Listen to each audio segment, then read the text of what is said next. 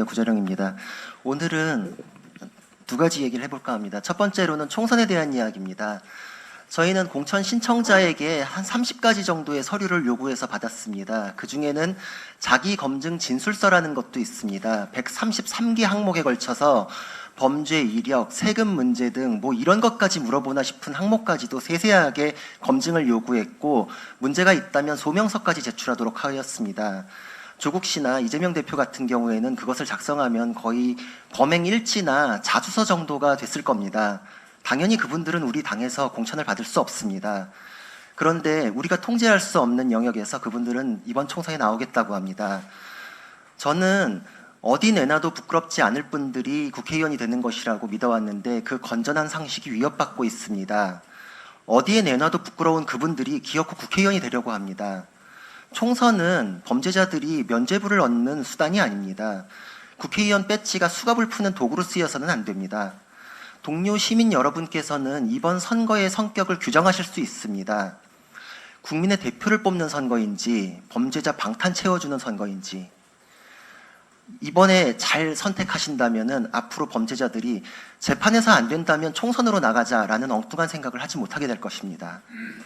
그리고 두 번째로는 민생에 대한 이야기입니다. 설 직전 민생 투어에서 윤석열 대통령께서는 자영업자의 고충을 듣고 즉각적인 조치를 지시하셨습니다.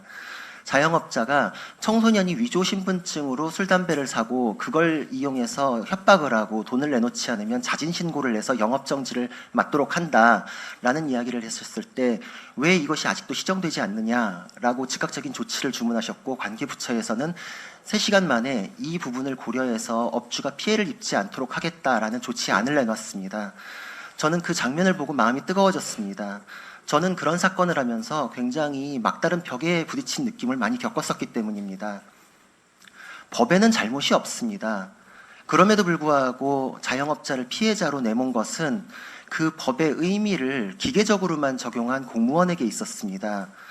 그 안에서 개별 구체적인 사안을 살피고 억울한 점이 없는지를 살펴서 재량을 발휘할 수 있었으나, 그렇게 하지 않은 것은 내가 그거에 대해서 책임이 따를까봐, 세세하게 들여다보면 나만 귀찮을까봐, 그런 무사안일, 보신주의가 피해자를 양산해왔던 것입니다.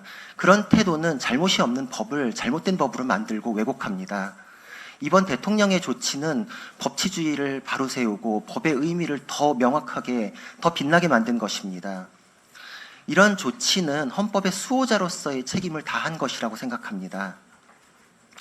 이런 조치는 관심과 애정에서 비롯됩니다. 우리 당에서도 설 연휴에 명절 인사 선물로 책정했던 예산을 연탄 봉사활동에 사용하였습니다. 관심과 애정에서 그간 해오던 일들을 기계적으로 하지 않고 다시 들여다보고 있습니다. 저희도 정부 여당으로서 대통령과 함께 민생에 대해서 관심과 애정을 쏟고 있습니다.